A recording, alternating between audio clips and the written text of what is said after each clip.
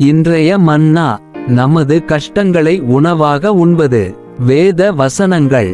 என்னாகமம் 14:7. இஸ்ரவேல் புத்திரரின் சமஸ்த சபையையும் நோக்கி, நாங்கள் போய்ச் சுற்றி பார்த்து சோதித்த தேசம் மகா நல்ல தேசம்.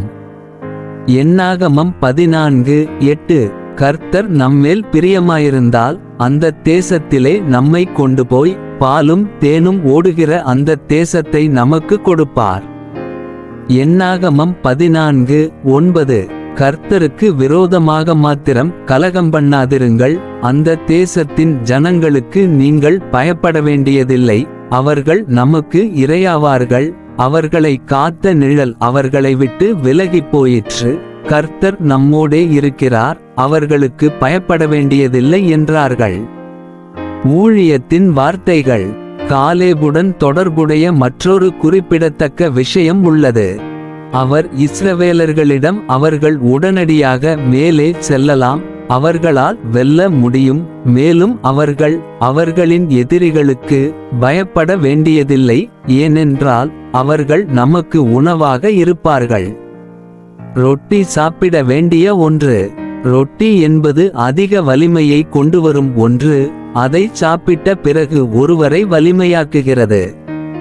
அந்த தேசத்தில் வசிப்பவர்கள் பெரிய அளவிலான மனிதர்கள் என்று ஒப்புக்கொள்ளப்பட்டாலும் காலேபின் பார்வையில் அவர்கள் தேவனுடைய மக்களுக்கு உணவாக இருந்தனர். அவர் தேவனின் வாக்குறுதிகளை மட்டும் மதிக்கவில்லை, அவர் எல்லா சிரமங்களையும் வெறுத்தார். உண்மையான நம்பிக்கை கொண்ட ஒவ்வொருவரும் தேவனை மதிக்கிறார்கள் மற்றும் எல்லா சிரமங்களையும் லேசாக மதிக்கிறார்கள். ஆனால் இது பெருமைக்கு இடமளிக்காது, ஏனென்றால் தேவனுக்கு முன்பாக தங்களை தாழ்த்துபவர்கள் மட்டுமே அவருடைய வெற்றியில் நிற்க முடியும். ஒவ்வொரு முறையும் நீங்கள் ஒரு சிரமத்தை சந்திக்கும்போது, ஒவ்வொரு முறையும் நீங்கள் சாத்தியமற்ற சூழ்நிலையில் இருப்பதைக் கண்டால், உங்களை நீங்களே இந்த கேள்வியை கேட்டுக்கொள்ளுங்கள்: நான் இங்கே பட்டினி கிடக்கப் போகிறேனா அல்லது நான் சாப்பிடப் போகிறேனா?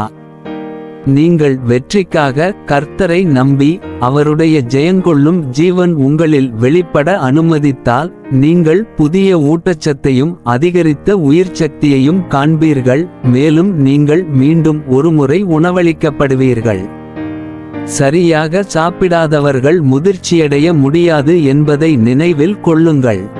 நம் ரொட்டி என்பது தேவனின் வார்த்தை மட்டுமல்ல, நம் இறைச்சி அவருடைய சித்தத்தை செய்வது மட்டுமல்ல, நம் ரொட்டியும் அனாக்கிம், நம் வழியில் இருக்கும் சிரமங்கள்.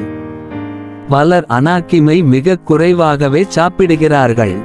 அனாக்கிம் பழத்தை எவ்வளவு அதிகமாக சாப்பிடுகிறோமோ அவ்வளவு பலம் பெறுவோம். காலேப் இதற்கு ஒரு பெரிய உதாரணம். அவர் அனாக்கிமை ரொட்டி என்று ஏற்றுக்கொண்டதால் 85 வயதிலும் அவர் உயிர்ச்சக்தியுடன் இருந்தார். 85இல் இருந்த அவரது பலம் 40இல் இருந்தது. பல அனாக்கிம்கள் பல ஆண்டுகளாக அவரால் ஒருங்கிணைக்கப்பட்டனர். அவர் வயதை காட்டாத ஒரு அரசியலமைப்பை உருவாக்கினார். ஆன்மீகத் துறையிலும் இதுவே உண்மை. கஷ்டத்திற்கு பின் கஷ்டம், சோதனைக்கு பின் சோதனையை சந்தித்து வெற்றி பெற்றவர்களும் உண்டு. அனாக்கிமை நன்றாக போஷித்ததால் அவைகள் பலம் நிறைந்தவை. நம் கஷ்டங்களையும் சோதனையையும் நாம் சாப்பிட வேண்டும். சாத்தான் நம் வழியில் வைக்கும் ஒவ்வொரு கஷ்டமும் ஒவ்வொரு சோதனையும் நமக்கு உணவாகும். இது ஆன்மீக முன்னேற்றத்திற்கான தேவனால் நியமிக்கப்பட்ட வழிமுறையாகும். நம்பிக்கை இல்லாதவர்களின் இதயத்தில் ஏதேனும் ஒரு பிரச்சனையை கண்டால் பயம் வரும். ஆனால் அவரை நம்புபவர்கள், இதோ என் உணவு வருகிறது. தேவனுக்கு துதியும் நன்றியும். விதிவிலக்கு இல்லாமல் நம்முடைய எல்லா சோதனைகளும் நமக்கு ரொட்டி. ஒவ்வொரு சோதனையும் நாம் சாப்பிட்ட பிறகு வளர்ச்சியை கொண்டு வருகிறது. நாம் ஒரு சோதனையை ஒன்றன்பின் ஒன்றாக ஏற்றுக்கொள்வதால் நாம் மேலும் மேலும் வளமான ஊட்டச்சத்துடன் இருக்கிறோம்.